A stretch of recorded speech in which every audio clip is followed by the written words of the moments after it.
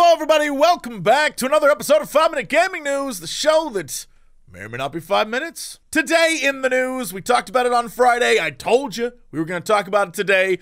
Big news from the world of the FTC and Xbox, Microsoft, Activision, Blizzard, Sony, even Nintendo. It's getting wild out here, people, in the console war world.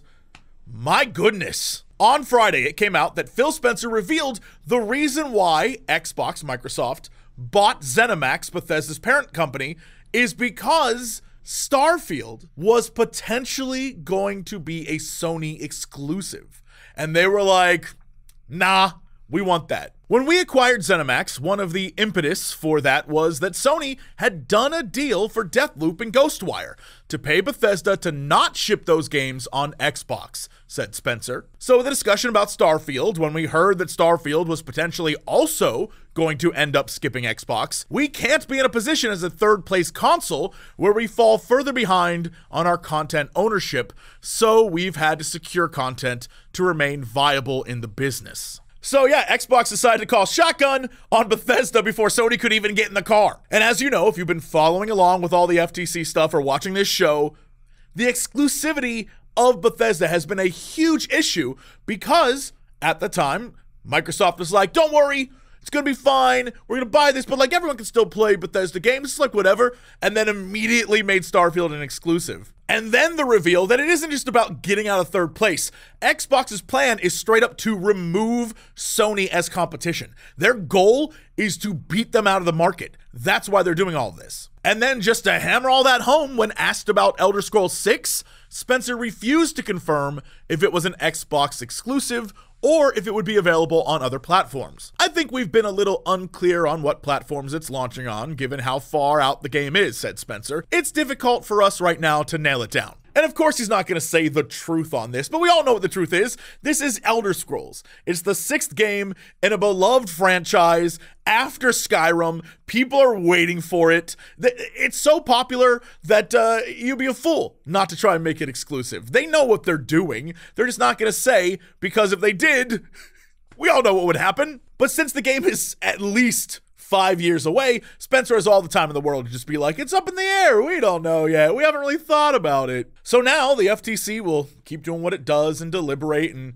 try to figure stuff out, but it's crazy that we're not even in the Activision Blizzard space anymore. We're dealing with the past now and how that might affect what they do buying new companies. And I think all this is super interesting. Again, I love this kind of stuff. Hopefully you do too. I'm going to be covering it as much as I can because it is informative and entertaining, and I like both those things, so I'm here for it. And while we're in the world of money and power, a fan has apparently used theirs to infiltrate a Nintendo shareholder meeting to talk about Splatoon 3?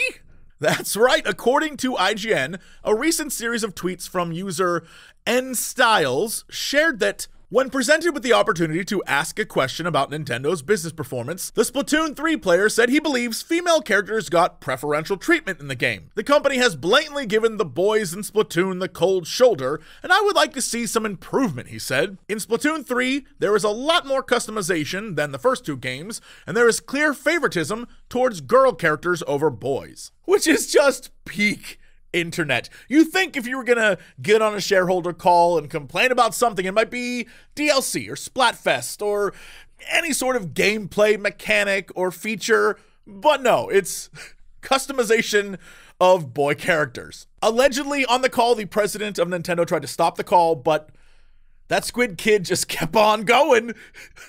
But that wasn't all. An individual allegedly claimed on Twitter that they were the Splatoon 3 player in question and that they had sent several emails to Nintendo expressing their concerns, and upon not being listened to, bought shares in the company in order to gain an audience with company executives, which is apparently something Nintendo does that I didn't know about. I guess if you own a number of shares of stock, you can address grievances to them during these calls, and that's what this dude did. And now, of course, my one fear is that this is going to end up being like review bombing, where people now realize, oh my God, if I just buy shares of something, I can just complain on a call to the executives, which I don't know that that's the case for a lot of companies. This might be just a Nintendo thing. I've heard that it potentially is a Japan thing.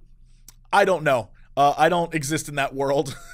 But it does add to that whole, like, if you got money, you can do anything vibe. And, no, sir, I don't like it. But what I do like is that it's Monday, so it's time for releases. This Tuesday, a remake of a beloved classic hits Nintendo Switch. Story of Seasons, A Wonderful Life is a remake of the 2003 GameCube title Harvest Moon, A Wonderful Life. In it, players must balance between raising crops, taking care of livestock, interacting with the inhabitants of Forgotten Valley, and of course, finding sweet digital farm love. And speaking of another older game brought back to life, releasing this Friday is the long-awaited HD remaster of Capcom's Ghost Trick, The Phantom Detective. Prepare to step into the cold shoes of Sissel, a recently deceased man who must not only figure out the mystery of who killed him, but also works to stop other murders and solve puzzles using your new power of the dead. The game comes with fully upgraded visuals, music, a gallery of artwork, and more.